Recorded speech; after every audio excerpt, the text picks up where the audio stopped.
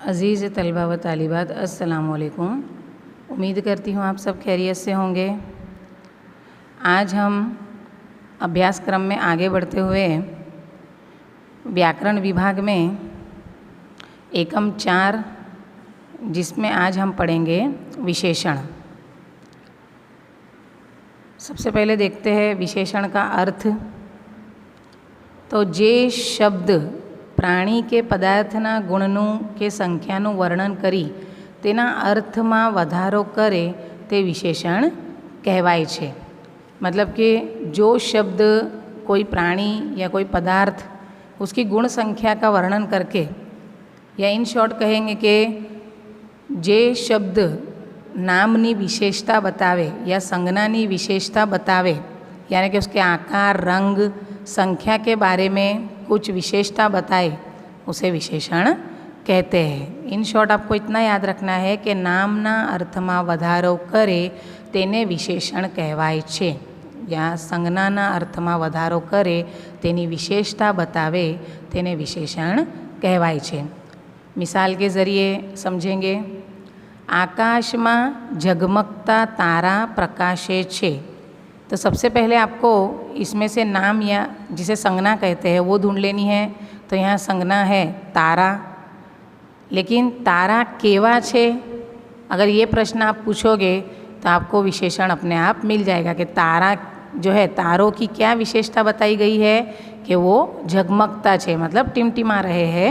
आकाश में झगमगता तारा प्रकाशे छे, तो तारा तो है लेकिन कैसे, तो झगमगता। तो ये तारों की एक विशेषता बताई गई, इसलिए जो ये झगमगता शब्द है वो विशेषण है। और किसकी विशेषता बताई जा रही है, तो तारानी। तो जो ये तारा है ये विशेष्य है, जिसकी विशेषता बताई जा रही है वो विशेष्य होगा। और जो विशेषता बताई जा रही है गुण को लेकर, संख्या को लेकर या उसके आकार, कद को लेकर, तो वो विशेषण कहलाएगा। नामना अर्थमा વધારો करे તેને विशेषण કહેવાય છે। देखो, जे शब्द नामना अर्थमा વધારો करे ते विशेषण कहवाय। विशेष जेनो गुण बतावे ते विशेष्य कहवाय। जैसे यहाँ जगमगता जो है वो विशेषण है, और तारा जिसके बारे में विशेषता बताई है वो विशेष्य है। तो आपको विशेषण का अर्थ समझ में आया होगा। अब विशेषण के प्रकार देखेंगे। तो सबसे पहले है गुणवाचक विशेषण। तो अब गुणवाचक में कोई भी प्राणी, पदार्थ, कोई व्यक्ति, उसका गुण बताया जा रहा है, गुण के ज़रिए उसकी विशेषता बताई जा रही है, तो उसे गुणवाचक विशेषण कहेंगे। जेम के मने रंगीन फूल गमे छे। यहाँ फूल है वो नाम है, संज्ञा है। फूल तो गमे छे पण केवू, तो रंगीन। यहाँ फूल की विशेषता बताई गई है। क्या विशेषता बताई गई है कि फूल रंगीन है। तो फूल के अर्थ में वो વધારો करे छे कि विशेषता बता रहा है, इसलिए जो रंगीन शब्द है वो विशेषण है। लेकिन कैसा विशेषण, तो गुणवाचक, क्योंकि ये जो रंग के बारे में उसकी विशेषता बता रहा है तो ये उसका एक प्रकार का गुण है, इसलिए ये जो रंगीन है ये गुणवाचक विशेषण है। ऐसे ही दूसरी मिसाल देखेंगे। जाडो माणस दौड़ी न शके। अब माणस तो छे पण केवो, तो जाडो। तो सबसे पहले तो ये विशेषण आपने पहचान लिया, और उसके बाद ये माणस की विशेषता बताई जा रही है, उसका गुण बताया जा रहा है। तो इसीलिए जो जाड़ो शब्द है वो गुणवाचक विशेषण होगा। जैसे सुंदर, खराब, काड़ू, सफ़ेद, दयालु, अजाणियों, लोभी, समझू, ये जो भी शब्द है ये सब विशेषताएं बताते हैं, गुण बताते हैं, इसलिए इनको गुणवाचक विशेषण कहेंगे। दूसरा है संख्यावाचक विशेषण। तो नाम से ही आपको समझ में आ रहा होगा कि इसमें कौन सी बात बताई जाती है, तब हमें पता चलता है कि ये संख्यावाचक विशेषण है। देखते हैं। विशेष्यनी संख्या बतावे ते संख्यावाचक विशेषण कहवाय। जेम के अमारी कचेरी में 50 कर्मचारीओ छे। यहाँ जो 50 शब्द है वो संख्या का निर्देश कर रहा है, संख्या की तरफ इशारा कर रहा है, इसलिए ये 50 शब्द जो है वो संख्यावाचक विशेषण है। ऐसे ही संख्यावाचक में 1, 2, 100, 1000 ऐसे शब्द भी, ऐसी संख्याएं भी आ सकती है। और क्रमिक संख्या भी आ सकती है, जैसे पहलू, बीजू, त्रीजू, पा, अर्धू, पौणू। ये ऐसे कोई भी शब्द हो तो समझो कि वो संख्यावाचक विशेषण है। आगे देखेंगे मापवाचक विशेषण, जिसे जत्थावाचक विशेषण भी कहते हैं। कोई पदार्थ क्या या वस्तु का माप या उसका जत्था जो बताता है, जेम के तपेलीमांथी घणું दूध ढोળાઈ ગયું। अब यहाँ कोई पर्टिकुलर संख्या नहीं बताई गई है कि 1, 2, 3। कई चीज़ें ऐसी होती है जिन्हें हम संख्या में उसका माप नहीं ले सकते हैं, जिसको हम जत्थे में ही माप सकते हैं, जैसे दूध है या अनाज वगैरह है, तो इनको हम उनके जत्थे के मुताबिक मापेंगे, न कि संख्या के हिसाब से। तो इसलिए यहाँ कोई पदार्थ ऐसा हो तो जिसका माप और जत्था बताया जा रहा हो तो उसे मापवाचक या जत्थावाचक विशेषण कहेंगे। जैसे तपेलीमांथी घणું दूध ढોળાઈ ગયું, तो यहाँ संख्या नहीं है लेकिन उसका परिमाण है, माप है, उसका जत्था बताया जा रहा है कि घणું, थोड़ू, ओछू, वधारे। तो ऐसे शब्द जहाँ आते हैं, नाम की विशेषता बताते हैं, उसे मापवाचक या जत्थावाचक विशेषण कहते हैं।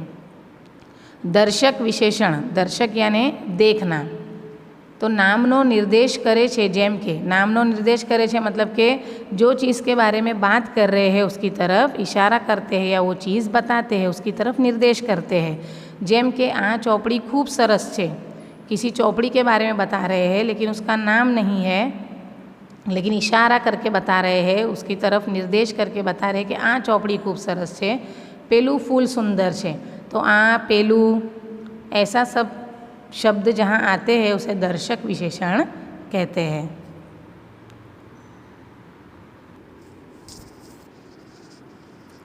पांचवा है सार्वनामिक विशेषण। सर्वनाम विशेषण तरीके वपराय छे, जेम के पेलू मकान जोયું ते मजबूत छे। अब सर्वनाम का अर्थ होता है नामना बदले जे वपराय तेने सर्वनाम कहे छे। अब यहाँ मिसाल के तौर पे 2 लड़कियां हैं, सीता अने गीता रमे छे, तो हर बार उनका नाम नहीं लेकर तेओ रमे छे, और तो उसमें जो तेओ है ये सर्वनाम है। या अब दूसरा हम लिखेंगे कि आ सांभળી ते दुखी थयो, तो यहाँ कोई नाम का उल्लेख नहीं है, पर्टिकुलर कोई व्यक्ति या कोई चीज़ का नाम नहीं है, लेकिन उनके लिए सर्वनाम इस्तेमाल किया गया है। जैसे मारू, तारू, आपणू, तेनू, तेमनू, यहाँ नाम नहीं लेकर ये सर्वनाम इस्तेमाल कर रहे हैं, इसलिए ये सार्वनामिक विशेषण है। जैसे आ सांभળી ते दुखी थयो, एवं शू कर्યું, कई कहવું छे, कशु बोलो तो खरा। तो ये जो शब्द है आ, एवं, कई, कशु, ये सब सर्वनाम है, इसलिए नाम के जगह अगर सर्वनाम का इस्तेमाल होता है तो इसे सर्वनामिक विशेषण कहते हैं। कि मारू नाम, आप जो भी कहेंगे कि भाई आपणू, आ अपनी स्कूल छे, अगर मिसाल के तौर पे देखा जाए तो 3-4 स्टूडेंट है, पहली बार तो वो लोग उनका नाम लेंगे जब वाक्य की शुरुआत होती है, तो कि रमेश, हितेश, शैलेश, आ बधानी स्कूल छे अने आपणी स्कूल में आ प्रोग्राम थयो छे। दूसरी बार हर बार उनका नाम नहीं लिया जाएगा, लेकिन उनके नाम के बदले सर्वनाम का आपणू, तमारू, तेमनू, मारू, तारू, ये सर्वनाम का इस्तेमाल होगा। तो जहाँ ऐसा सर्वनाम का इस्तेमाल होता है वहाँ सार्वनामिक विशेषण कहते हैं। अब विकारी विशेषण, तो यहाँ आपको खास ध्यान रखना है कि विशेष्य, विशेष्य यानी जो नाम की विशेषता बताई जा रही है वो, तो विशेष्य ना जाति वचन प्रमाणे विशेषण में फेरफार थाय छे। यानी जो नाम दिया गया है उसकी जाति, लिंग, जाति यानी लिंग या वचन के मुताबिक अगर वो विशेषण में तब्दीली हो रही है तो वो विकारी विशेषण है। विकारी और अविकारी में आपको कंफ्यूज नहीं होना है। जो विशेषण में जाति यानी लिंग या वचन के मुताबिक विशेषण में तब्दीली हो रही है तो उसे विकारी विशेषण कहेंगे। जैसे आप यहाँ देख सकते हैं काड़ो कुतरो, काड़ी कुतरी, काड़ू कुतरू। अब यहाँ जो ये कुतरो है, कुतरो, कुतरी, कुतरू, ये जो है ये विशेषण विशेष्य है। तो ये जो विशेष्य है, जब इनका लिंग या इनके वचन में तब्दीली होती है तो उसके साथ उसके आगे जो विशेषण का इस्तेमाल होता है उसकी भी तब्दीली हो जाती है। जैसे यहाँ कुतरो, तो ये पुल्लिंग है, तो इसके आगे काड़ो लगेगा, विशेषण है ये काड़ो। और अगर यही कुतरो का लिंग परिवर्तन होकर अगर कुतरी हो जाएगा तो इसके आगे का विशेषण भी बदल जाएगा, काड़ी हो जाएगा। और अगर यहाँ आप देख सकते हो, यहाँ फिर लिंग तब्दीली हो गई, यहाँ नपुंसक लिंग हो गया कुतरू, तो इसके आगे का विशेषण फिर से तब्दील हो जाएगा, यहाँ काड़ू आ जाएगा। तो यहाँ जो विशेष्य है, जो नाम है, अगर इनकी लिंग या वचन बदलता है तो उसके साथ अगर उनका विशेषण भी बदल जाता है तो उसे विकारी विशेषण कहेंगे। उससे ऑपोजिट है अविकारी विशेषण। तो विशेषणની जाति विशेष्यની जाति प्रमाणे बदलाय नहीं, यानी विशेषण जो है वो विशेष्य के मुताबिक न बदले। जो नाम है चाहे उसका लिंग बदलता हो या वचन बदलता हो, लेकिन फिर भी विशेषण वही रहे। जब ऐसा होता है तो उसे अविकारी विशेषण कहते हैं। जैसे मिसाल देखेंगे अविकारी विशेषण की कि नर जाति यानी पुल्लिंग है और एक वचन बहुवचन है, तो यहाँ सुंदर देखाओ, अगर नर जाति में देखें और एक वचन में देखें तो भी सुंदर विशेषण ही आएगा, और बहुवचन में देखेंगे तो भी सुंदर विशेषण ही आएगा। और अगर यही सुंदर का किसी नारी जाति यानी स्त्रीलिंग के पहले हम इस्तेमाल करते हैं, जैसे कि नदी, तो ये नदी स्त्रीलिंग है लेकिन फिर भी सुंदर ही आएगा, और नदियों ये बहुवचन होगा तो भी सुंदर विशेषण ही आएगा। अब विकारी विशेषण में मैं आपको और एक मिसाल दूंगी कि जैसे यहाँ काड़ो कुतरो, काड़ी कुतरी और काड़ो कुतरू है, ऐसे ही हम देखेंगे दूसरी मिसाल मोटो पर्वत, मोटी नदी, मोटू तड़ाव। तो यहाँ आप देख सकते हैं कि पर्वत जो है वो पुल्लिंग है तो उसमें मोटो विशेषण आया है, नदी जो है वो स्त्रीलिंग है इसलिए उसकी जो विशेषण है उसमें तब्दीली आ गई है, मोटी नदी, हम मोटो नदी या मोटा नदी नहीं कहेंगे।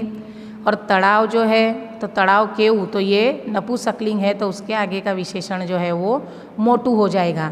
मतलब यहाँ लिंग और वचन के मुताबिक जो विशेषण है वो तब्दील हो जाएगा, फ़र्क आ जाएगा उसमें, तो उसे विकारी विशेषण कहेंगे।